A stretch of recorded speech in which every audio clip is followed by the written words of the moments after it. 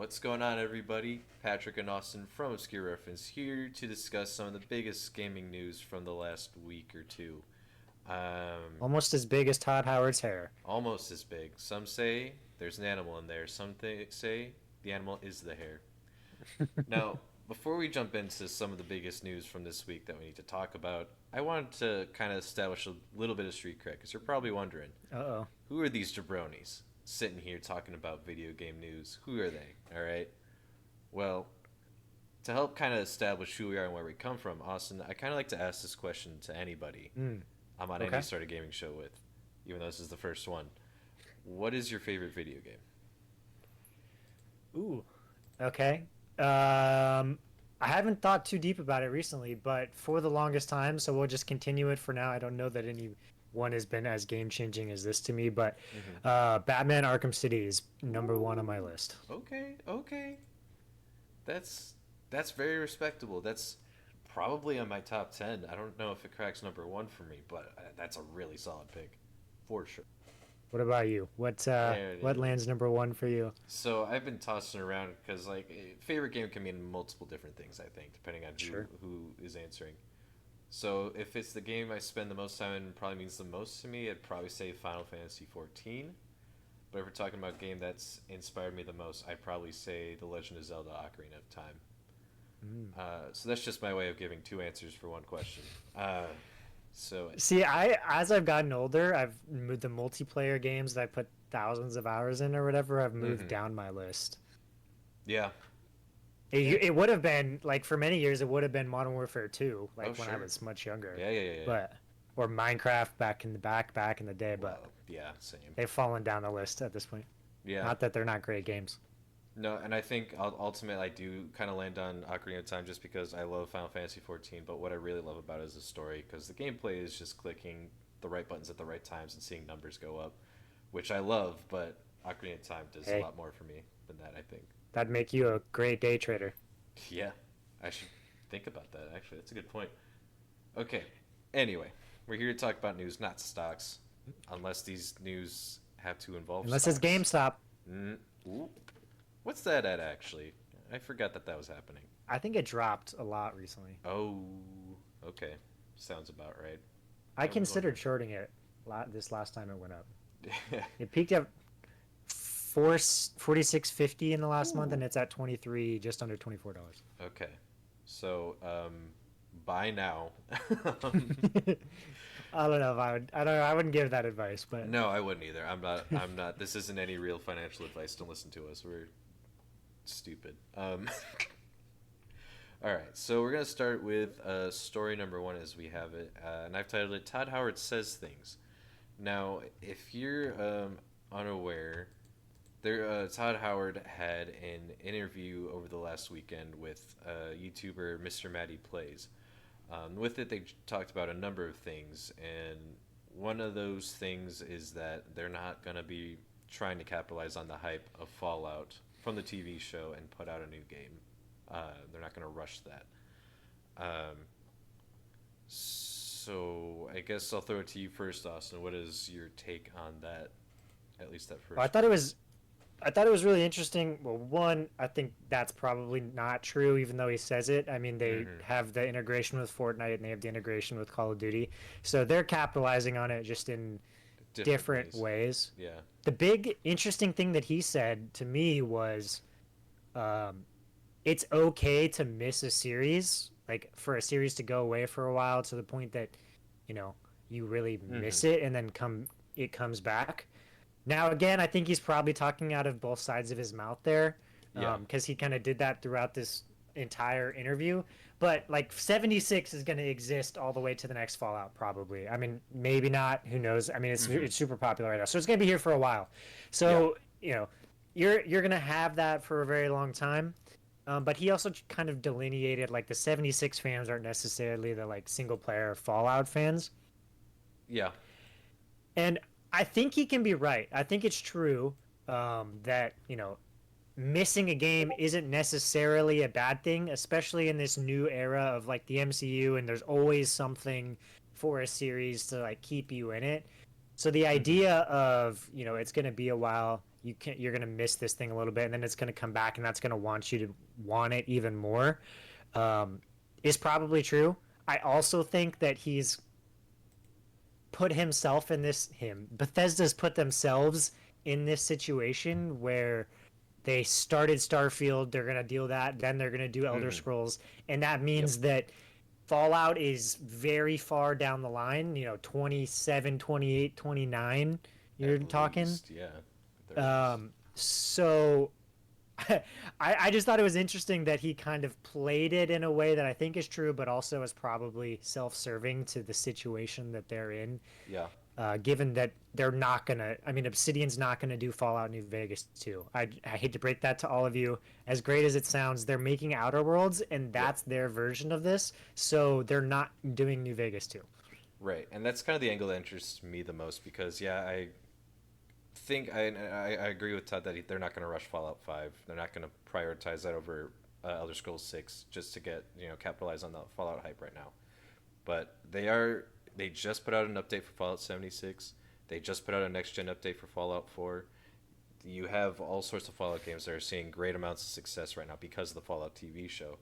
So while I totally get why you would want to put out a game to coincide with the Amazon show release, and we did see Naughty Dog do this to great effect with The Last of Us Part One remaster, the remake of that quote unquote remake.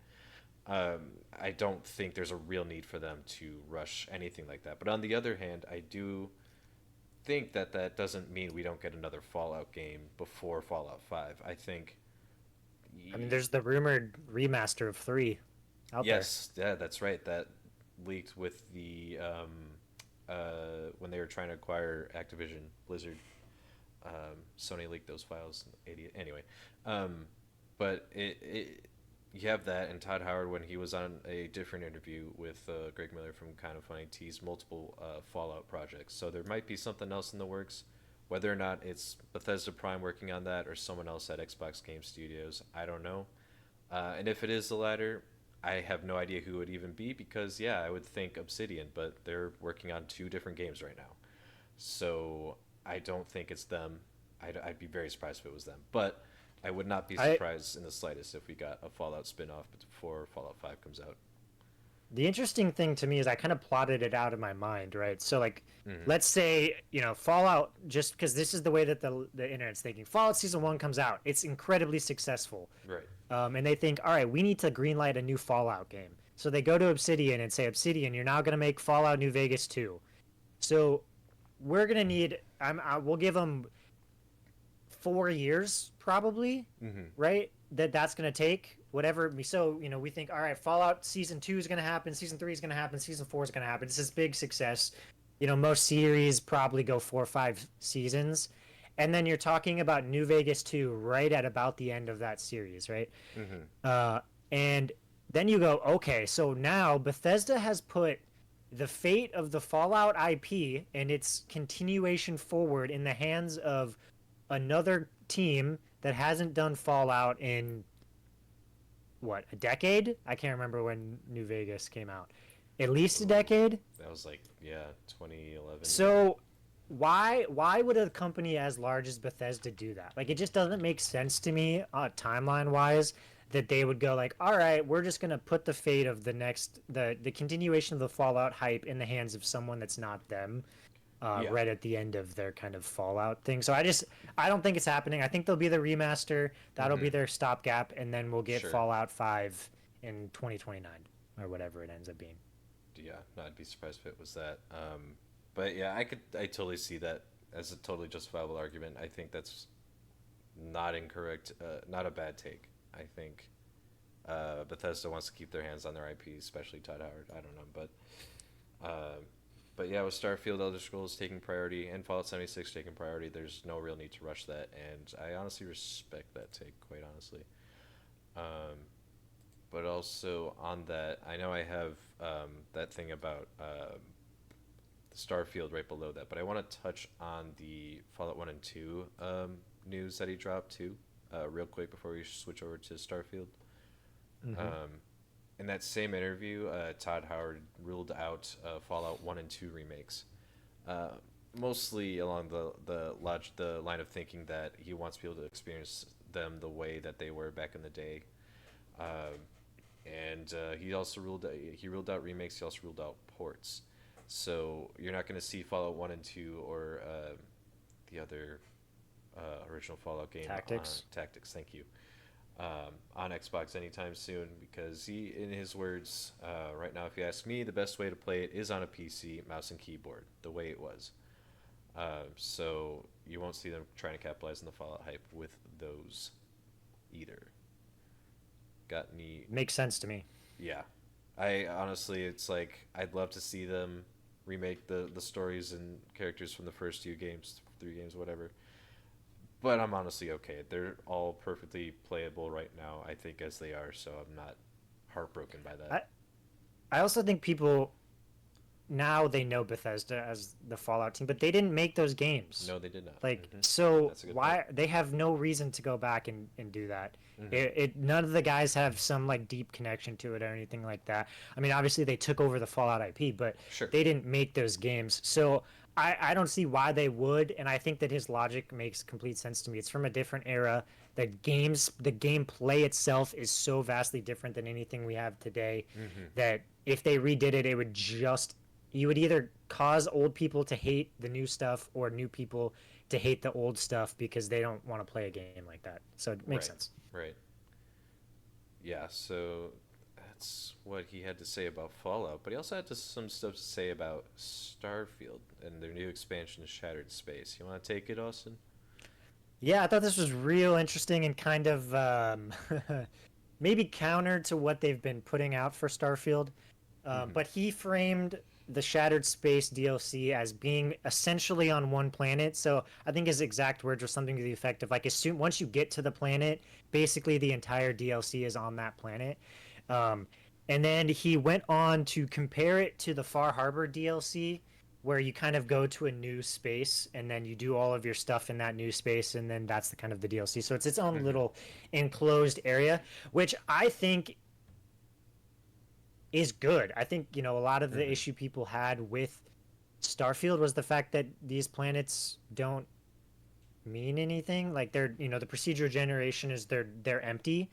There's only like a couple of things, and so making it sprawling across a bunch of different worlds, um, I think this will be more towards what they're used to doing, and so for that, hopefully, it'll breed a better narrative from them. And I think the Varun are interesting in it of themselves. So I'm Hmm. I'm happy on that point. However, I think that it gives credence to the fact that they know that their system doesn't work the way they wanted it to. Like, it's not Hmm. interesting to go to all of these planets, and the constant load screens are not enjoyable for a Yeah. lot of people to go, from place to place. So they basically just said like, all right, we're gonna kind of cut that out. Hmm. And so I think they knew that, and he kind of intimates it later in the interview that he they as a company kind of knew that it didn't fully work the way they wanted it to, and so they're going away from it. Yeah.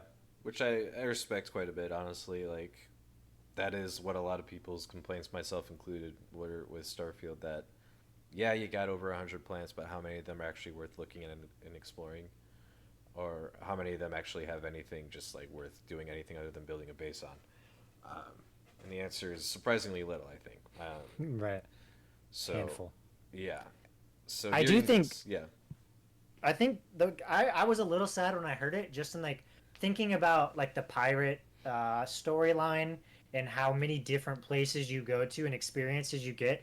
I was a little like saddened that it's going to be in just like this one planet, but I Hmm. do think that this is why they've been developing the buggy that got Oh, shown sure. Yeah. to to go over the land, is that it's going to be all across this planet, and so they're basically just changing it so that you can kind of use that'll allow you to go around on this planet, and it will be a somewhat different experience, um, Hmm. while still allowing you to see different things. Yeah. Hmm. And I, let's see, I'm looking at this quote here. Because it does sound like after this that they're planning on doing annual releases for Starfield. And I think keeping it the scale to one planet as opposed to creating a whole new system, I think the nature of Starfield makes creating DLC for it pretty tough. I think unless you do exactly what they're doing, which is create a limited space where you can make whatever story you want that you can add it, like tack onto the game later, not have it break anything. So I think doing it like this works best for the way that they have everything set up with Starfield. So, And he yeah. said they're already planning the next DLC, so we know there's going to be at least one more, Hmm. and we'll see after that. I mean, that's kind of where they're at with all of their games. It's more like, is there still Yeah. people interested? Can we make money? If yes, we'll keep making them. If not, then it stops. Hmm. I did read some quotes from him saying, from Todd himself saying that he did regret um, how they didn't support Skyrim and Fallout 4 for long enough with new content, even though what they did was kind of the industry standard, I think, for both, which is just like 2 or 3 story DLCs and then other little stuff here and there. So it Well, makes me Fallout wonder. 4 had that whole weird battle pass, or not battle, season pass, where there was like each month they released one tiny little thing, which was like Mm, this weird niche that was happening, just happened to be at that time when Fallout 4 was coming out. And then eventually they're like, actually, maybe we should go back to our normal DLC ideas. yeah, I totally forgot about that. That's a good call. But it does make me wonder if them working on Starfield like this, probably presumably into the far future, will be good for retaining some of their player base, or if it'll eventually fall off. I don't know. I'm curious to see what that'll look like, especially for uh, when they start making Elder Scrolls. Well, they're making Elder Scrolls 6 when they start working on Fallout 5. See how that affects those games. But yeah, that's about all I got on that. I'm curious to see what that'll look like. Shattered Space comes out later this year in. It said fall, I think.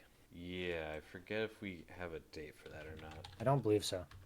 I will be playing it. I know that. Hopefully, I'll actually finish the game and get to New Game Plus before Mm, um, it gives me the motivation to do that before. yeah. But Yeah, it does not look like we have a release date, which is odd because we're getting close to fall 2024, but I digress. Yeah, no, the DLC actually does interest me. Seeing the trailer for it at the Xbox showcase did intrigue me a bit, so that might get me back in, if I'm being honest. But moving right along to the other side of the console aisle, we got some PlayStation VR 2 news, and it's nothing good, so buckle up. Um, I say it's nothing good, but it also isn't super surprising.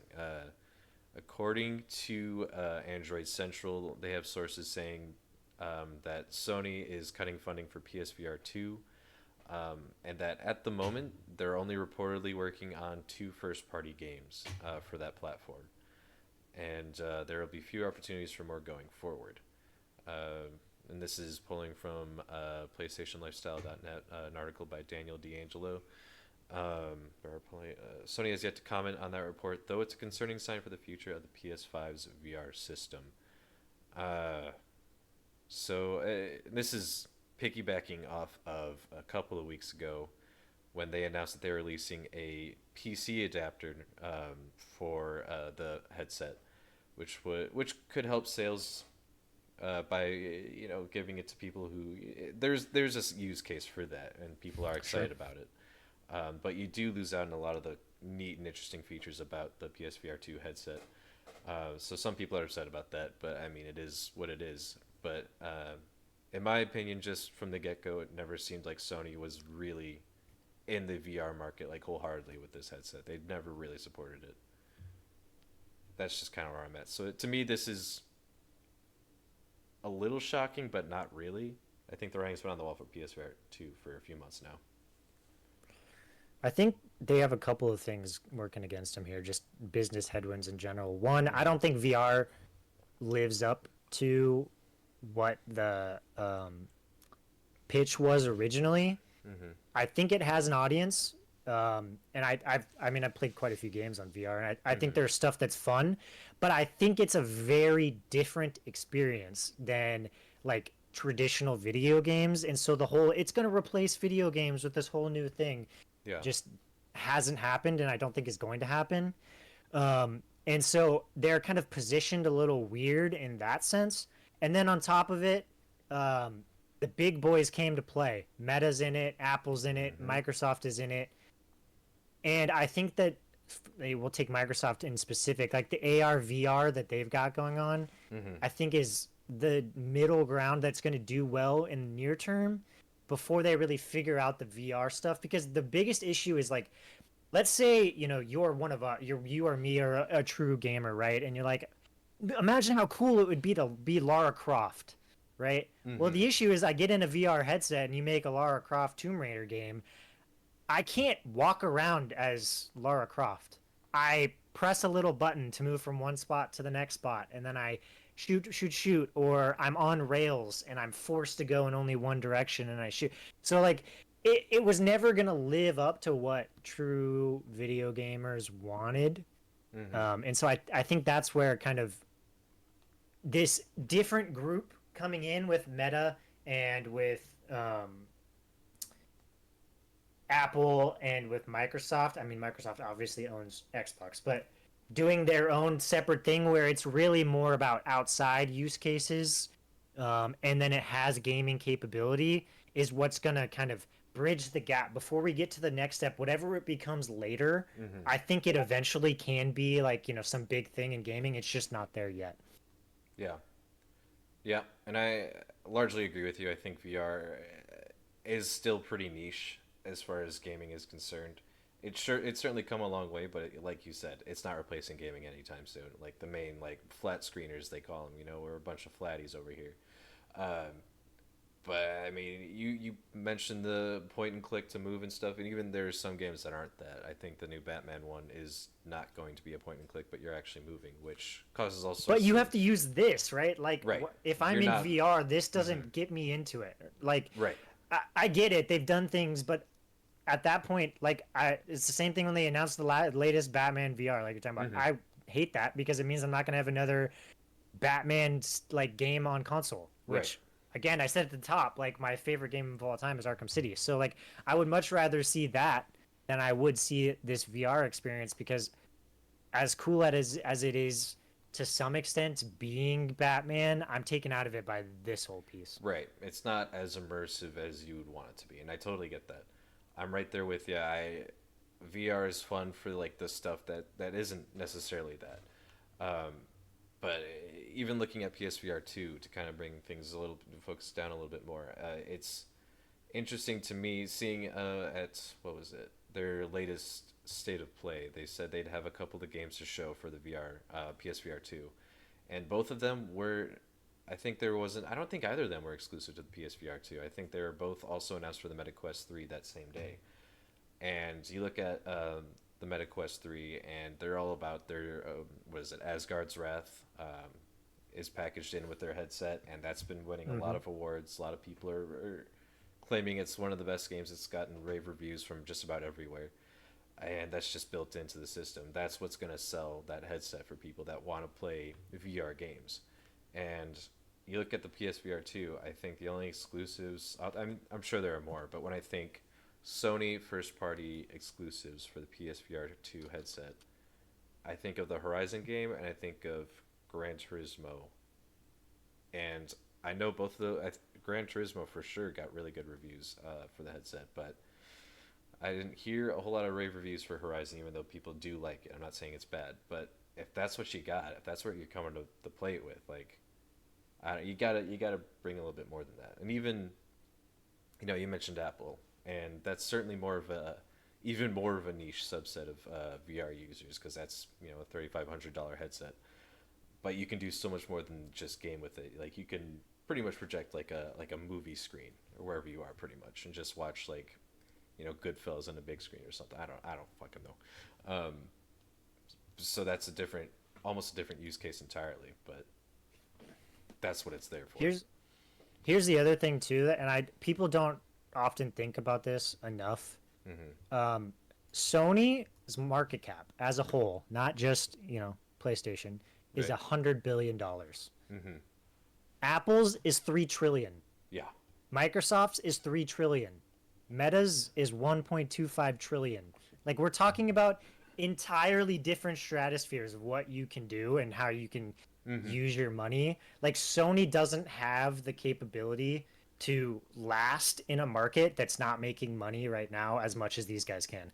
So they just I just think that's kind of it. It doesn't make Mm-hmm. enough money, and so they have to transition. And if VR becomes big later, they'll come back. But Sure. for now, you got to go away. It just isn't. It didn't hasn't lived up in the short term to what we wanted. Yeah. And I think having the connectability, the port for the PC allows people that have the headset to continue using it as they please. The people that want to use it will use it, but you're right. I think now is not the right time for Sony or PlayStation to be getting to virtual reality, and I think that if they want to come back, they're more than welcome to try again later.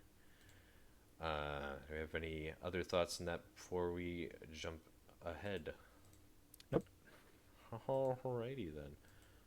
So, story number three, it's all about Nintendo, and this will be kind of a quick one. If you want to catch our reaction, my reaction to the direct from this week, you can go check out the video on our channel. Uh, I mostly want to hit on a couple of big things, but the first one is all about the Switch 2. I'm a little curious to hear what your thought process is on that, and let me lay the groundwork for you first. So, because I don't know if you watched, I know you're not much of a Nintendo guy. I didn't see it. I did hear all the Metroid Prime hype though. Yes. Oh, the hype is real, and that's where I'm going to start. That was their big finisher. They re-revealed Metroid Prime 4 from Retro Studios. They switched studios about 4 years ago, 3 years ago. I forget exactly what the timeline is on that. Um, but that's everyone is wondering: is it going to be on Switch One? Is it going to be on the next Switch? Is it going to be a launch title for the next Switch, or will it be on both systems? Well, a lot of questions on where it's landing. And all we got from the trailer was the year 2025. And there was one other game that got the year 2025 in that showcase, and that was Donkey Kong Country Returns HD. And I'd be very surprised if that was coming to Switch too. I think that's just going to be a port to the Switch. That is a Nintendo Wii game that they upscaled to HD. It still looks like it's a Wii game from 20 years ago. Not 20 years ago, but you know what I mean.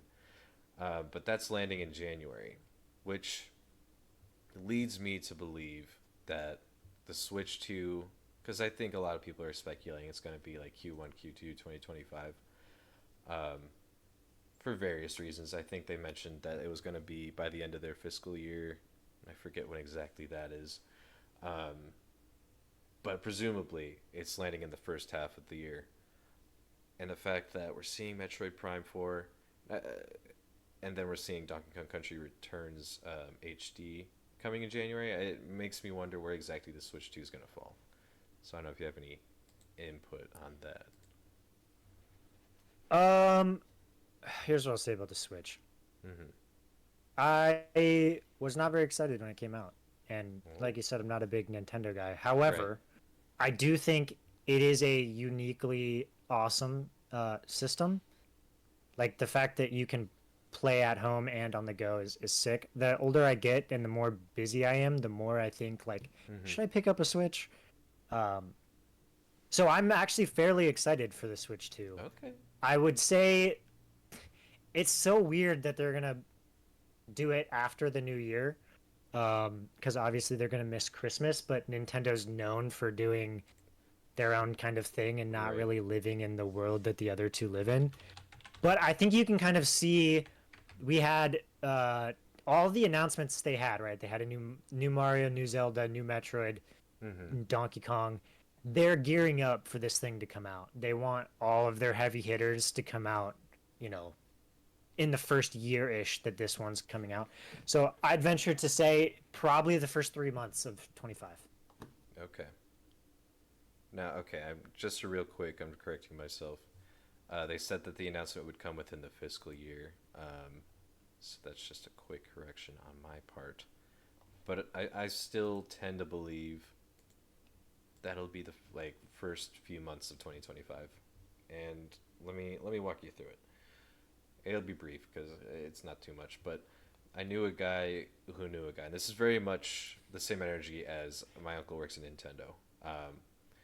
But this guy I knew knows a guy who works at Retro, and supposedly this guy, who was not always super truthful, but he seemed genuine about this. He said that they were working on Metroid Prime 4 for two different SKUs. They were working on two different SKUs for Metroid Prime 4, which, if you're unaware, means they're working on it for two different platforms.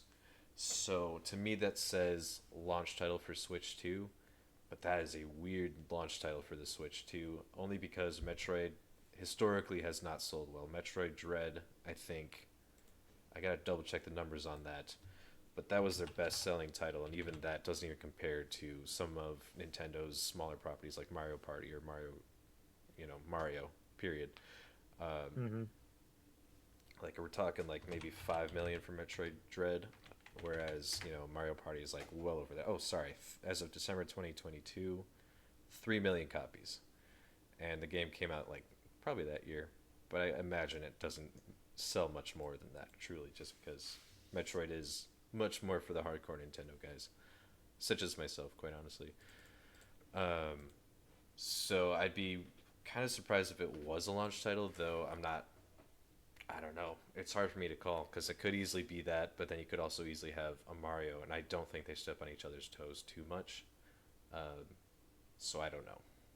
Well, and the interesting thing with the Switch is like the Nintendo shop is such a large part of this in terms of their Mm-hmm. business model and all of that. So Yep. like you're all in theory, I'm going to go ahead and assume this. When you Mm-hmm. go from Switch 1 to Switch 2, you're just going to keep everything and go to the next because it's going to be tied to your account. That's the hope. Yeah. So like for them, this I think is going to be a you know relatively fluid movement. Like they don't. It's just not like Days of Old where you're going to need like five huge titles right away, boom, to plop down on there, Yeah. because you're just That's going to true. have your stuff. So you're going to be like, it's probably not going to be some crazy change in the way that all of this thing works. It's going to be like a modest increase on the hardware. Mm-hmm. Um, and so it's going to be, kind of like the Xboxes have been recently with the One, the S, and then the Series X being kind of the next bump. Mm-hmm. You've got the Switch, the OLED Switch, and now you're gonna have Switch 2. So I think it should be a relatively easy transition for them, whether or not they have these huge titles or not. I don't think it's that important. Yeah. And the only I will point out, just because I do think that even though you're right, they really don't need to sell much to get people to buy the Switch 2. When they released the new Nintendo 3DS, I think that's what they called it. They did something there that I could totally see them doing for the Switch, where they had games that you could play on both the normal 3DS and the new 3DS, but it played a lot better on the new 3DS. And then I think you did have some Right. games that you just couldn't play on the normal 3DS, and you had to play them on the new one, just because it had an extra button and it had a better chips in it or whatever. I'm not entirely sure, quite honestly, but I could totally see them going that route, and I don't think they'll do that for Metroid Dread. I think they'll have that just for the normal Switch, but maybe they do have a better version that they put out for Switch 2. I don't know, but I feel like they gotta have something to sell the Switch to other than just games that you can play on other systems. So I have to imagine there's more to this launch lineup than just or Metroid Prime 4. If that's a launch title, I don't know. They've got When something did up their they sleeve. announce the Zelda game for? Did we get a timeline on that? That is September, I believe. September, October. Because I saw a lot of hype around that one too. I mean, that's obviously a little bit different, but Yeah, that's. still obviously in a big name franchise. Hmm. No, that is different. That one's Maybe different. I'll temper it and say probably like you in the first 6 months of 25. Hmm. Yeah. No, and that's kind of what I believe. And we'll see. Though I could totally see the argument for the second half of 2025, but we'll see. They'll make an announcement within their fiscal year, so we won't have to wait too long, I don't think. Moving right along, something else that they announced during the Nintendo Direct, of all places. Um, See, I'm so excited I can't even say it correctly. There you They go. announced the Marvel vs. Capcom Fighting Game Collection, which is a big deal if you're not really keyed into the fighting game scene. Marvel vs. Capcom 2 is widely beloved and is generally considered as one of the best fighting games of all time. Um, and for the longest time now, it's been plagued with issues like licensing rights and, well, that's mainly it, licensing issues. Just because Marvel got bought by Disney. Whoa, who would have thought that would have made things crazy? But as an example, I had the game on my phone, and then all of a sudden I couldn't play it on my phone, and I couldn't re-download it. And I bought Marvel vs. Capcom 3 on my Xbox, and all of a sudden I couldn't play that anymore. So obviously they've gotten around it. Marvel vs. Capcom Infinite is still purchasable on different platforms. But for the longest time, the only way to play Marvel vs. Capcom 2 would be on the original disc for, oh, I want to say the original Xbox and I think the Dreamcast, but I gotta double check that. Or last year they did put out, or last year, the year before, they put out an arcade 1-up machine that had basically what was announced at the Nintendo Direct, all those Marvel vs. Capcom fighting games, including Marvel vs. Capcom 2. So either you have to have an old system or a $500 arcade cabinet. That is not small. So getting this announcement this week was a big deal for, Marvel fans, fighting game fans in general. Like, I think, what's his name, Maximilian Dude has a really great reaction. He's wearing a Marvel vs. Capcom 2 t-shirt, and then it happens, and he can hardly believe himself. And I was right there with him. So the only caveat is it's not coming to Xbox, which I think is interesting. Mysteriously. Mysterious. With no announcement as to why. Well, here's the thing. According to Windows Central, turns out Capcom's MT framework engine is at least partially to blame for the spate of omissions. That's from Alexander Cope at Windows Central. Just to go through it, user John Muncher on Twitter suggested that Capcom's MT framework engine is to blame for the recent spate of Xbox omissions. Our sources indicate that this is correct. Right now, Capcom has no pipeline for porting older MT framework titles to Xbox's modern era system, which makes it more expensive to deliver the same titles than it would porting them to PlayStation 4, Switch, or PC. So that was one of the more interesting tidbits, because in that same presentation we got a Ace Attorney collection announced for the Switch that they didn't say in the presentation because they're focused on Nintendo, of course, but that was also announced for Xbox. So it wasn't like Capcom was fighting Xbox over having this, but it did raise some eyebrows, and people were starting to wonder. It's like, well, that Horizon game's not coming to Xbox either, and they started wondering, like, is Xbox losing third-party support? I don't think it's that.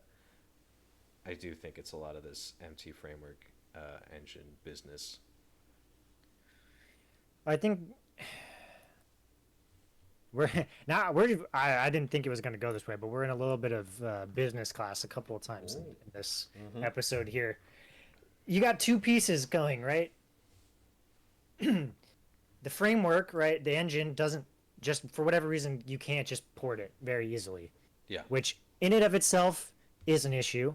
However, if you did it in reverse, and this was to the PlayStation, right? PlayStation sold what, like 2 to 3 times as many consoles this generation as the Xbox. So you have a much larger incentive to make the engine work, to get it to go there, right? To be able to function on that platform. And so I think that, part of the issue is, yeah, the engine doesn't work, and the other part of the issue is it's not worth the money that it's going to take them to make it work, to put it on the Xbox. Right. And that's unfortunate, but that's business reality. And given that this isn't a new title in and of itself, we're just kind of collecting the old titles. It's already going to have a smaller base of what it's going to sell to. So I'm guessing they ran a projection and said, the number of units we're going to sell is not going to be worth the amount of money that we have to put it in to get it on Xbox. And so it's not going to get on Xbox unless Xbox steps in and says, no, we need this. Like, we'll give you the money or whatever it may be. But I just don't see that being a reality, because this is not going to be that big of a game. No, it's not. You're right. It's truly more for the collectors. I think it's more so for fighting game people and retro fighting game peoples like myself. It is slightly unfortunate in that it's going to have games in it that were on the Xbox platform, obviously not the newest one, and then it's not going to be on there. So, like, it's an optical issue in that sense. Yeah. But money talks, shit walks. Right, exactly. And I am double checking. Yes, it was on the Dreamcast. I think it was also on the PlayStation 2 at the time. But anyway, yeah, no, I think it's super interesting. Because you want to look at another Capcom fighting title from the last couple of years, Street Fighter 6. I think that's more of a they signed an exclusivity deal with PlayStation for that one, rather than they didn't think it would sell on Xbox because I think it would have. But I think there's a lot more, and I mean a lot more of the fighting game community on PlayStation, Yeah. and I think that's part of why Sony acquired the Evo platform, the big fighting game tournament company, because they just have, for the longest time they had, I don't know if Tekken was exclusive, but they've had exclusive fighting titles on PlayStation for a while now, and they've always prioritized that over Xbox. So to an extent, I'm not super surprised that they kind of pass on Xbox, but getting the reason why kind of makes more sense. Obviously, it's a cost for profit ratio kind of issue, and I understand that from a business perspective. Still sucks as someone who primarily plays on Xbox, but it is what it is. Do we got anything else on gaming business? Capcom. Not on this episode. I'm sure it'll come back around. Yeah, at some point, I'm sure. But yeah, final story for the day, unless we think of anything else to bullshit about. This one's just a fun little whatever. This is Elden Ring's DLC just dropped, and it's got right now a 95 on Metacritic and 94 on OpenCritic. Excuse me, with most outlets praising it for just being more Elden Ring, which surprise surprise is awesome. I've only played like an hour and a half of it, and yeah, it feels great. The new leveling system is interesting. I don't know why you lock it behind a boss that's like end game level, but then you make levels not matter in the DLC. But other than that, I do like the new system a lot. But I think I was just browsing Twitter earlier today and happened across a Twitter post from at Witcher Game, who, if you recall, had a DLC for Witcher 3 called Blood and Wine, which, before Elden Ring came out, was the best reviewed expansion for a role playing game. And so the Witcher Twitter profile decided to post an image of Geralt of Rivia at Mohg's palace, right in front of Mikola in the blood cocoon, and it looks like he's just taken down Mogwin. I'm honestly not sure who's on the ground there, but it's just a fun little celebration between different game companies that, hey, look, your DLC did great. We used to hold that crown, now it's all yours, and we respect that. And I like that a lot. I like that a lot, especially coming Yeah, from The Witcher. I think Elden Ring. I mean, it's not my thing, but I'm happy that they're releasing a DLC and it's good. It's always anytime you have to pay for a piece of a game, we hope it to be good. So in Mm-hmm. that sense, happy about that. I'm sure Kai Snot and all of the rest of the streamers are gonna make a get a lot of views streaming that one there. Yeah. Um, but this kind of thing here is how you do like marketing. I mean, this is kind of like not traditional marketing, but Mm-hmm. the kind of thing that builds your repertoire and your credit with the gaming culture is giving them this kind of they're giving them their flowers, as one might say, with this Yeah. very interesting, like, fun piece of art, right? I mean, they could have just put out a tweet that says congrats or whatever, some thing, and that would have been fine, Mm-hmm. but they kind of took it to the next level here and really built it together. um and it's just an awesome kind of little piece of art that gives them their due. So props to The Witcher for that one, Mm-hmm. Yeah. and I guess CD Project Red at large. The only other thing I want to tack on to this is it does remind me of whenever a movie outperforms whatever was number one at the box office, and whoever makes it is, puts up an illustration. Uh, for example, like whenever it was like Star Wars, or passing up a lightsaber to like Iron Man or something when Avengers took over or whatever.